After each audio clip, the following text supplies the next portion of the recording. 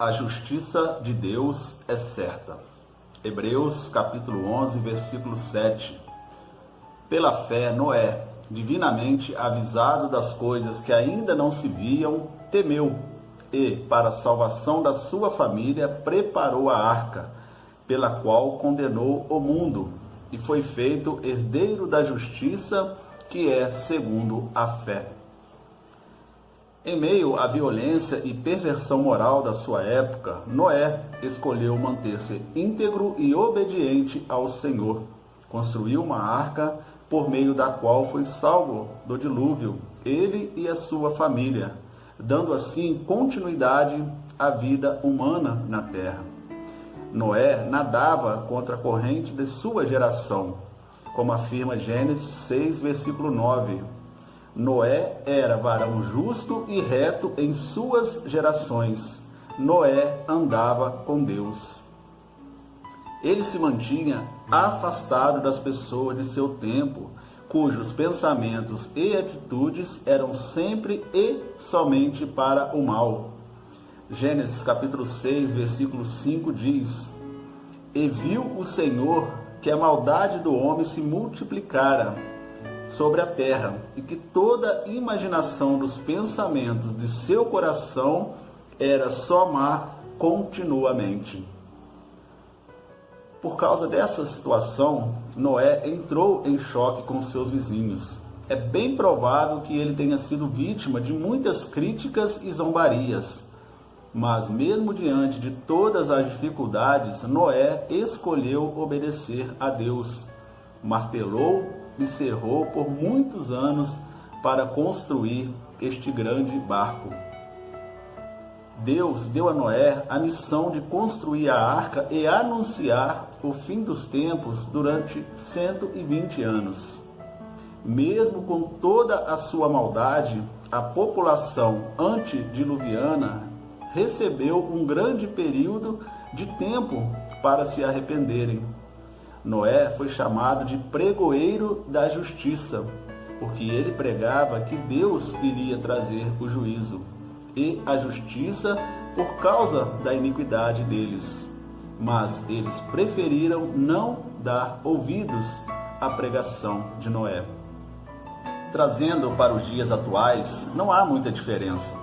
A maldade impera no coração das pessoas, a palavra de Deus continua sendo pregada, a salvação por meio da fé em Cristo Jesus continua sendo proclamada, mas a maioria das pessoas preferem fazer como aquela população pré-dilúvio fizeram. E Deus é o mesmo ontem, hoje e sempre. A palavra diz lá em Malaquias, no seu capítulo 3, versículo 6, porque eu, o Senhor, não mudo. E também em Isaías, capítulo 48, versículo 12, dá-me ouvidos, ó Jacó, e tu, ó Israel, a quem chamei, eu sou o mesmo, eu o primeiro, eu também o último. Pois é, meus irmãos e amigos, se Deus não poupou as pessoas que viveram antes do dilúvio, ele também não poupou os cidadãos de Sodoma e Gomorra, e nem os anjos. Por que ele pouparia agora? Sendo que ele é o mesmo, é o alfa e o ômega, o princípio e o fim. Veja o que diz Pedro, lá na segunda carta de Pedro, capítulo 2, versículos 4 a 6. Porque se Deus não perdoou aos anjos que pecaram, mas, havendo-os lançado no inferno, os entregou às cadeias da escuridão, ficando reservados para o juízo. E não perdoou ao mundo antigo, mas guardou a Noé, pregoeiro da justiça, com as 7 pessoas, ao trazer o dilúvio sobre o mundo dos ímpios. E condenou a subversão a cidade de Sodoma e Gomorra, reduzindo-as a cinza e pondo-as para exemplo aos que vivessem impiamente. Algumas pessoas, aliás, muitas, preferem acreditar que Deus salvará a todos, por ser extremamente amoroso. Mas não será assim. Deus não cancelará o juízo final. Deus disse, está registrado na palavra de Deus, tenha certeza, tenhamos certeza, irá acontecer. E estes 3 exemplos que nós vimos nos advertem claramente que Deus pune os pecados. E se não houver um arrependimento sincero, não escaparão da condenação eterna.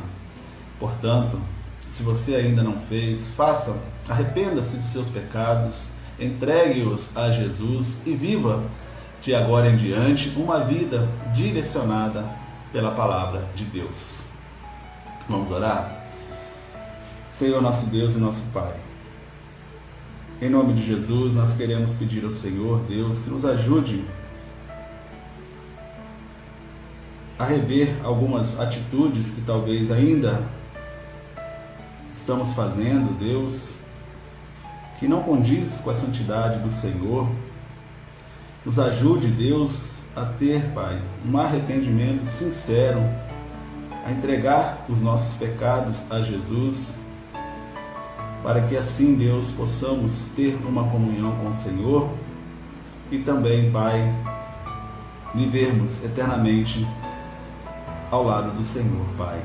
Peço ao Senhor, Deus, que abençoe essa pessoa que ouviu essa mensagem, Deus, e que se ela ainda não tomou essa decisão, que ela possa fazer o mais breve possível, Pai, para que ela possa ficar, Deus, com o coração e também com a sua mente, toda ela, de agora em diante, Deus, o resto de vida que o Senhor dará a esta pessoa, Deus, que ela possa viver de acordo com a Tua palavra, Pai.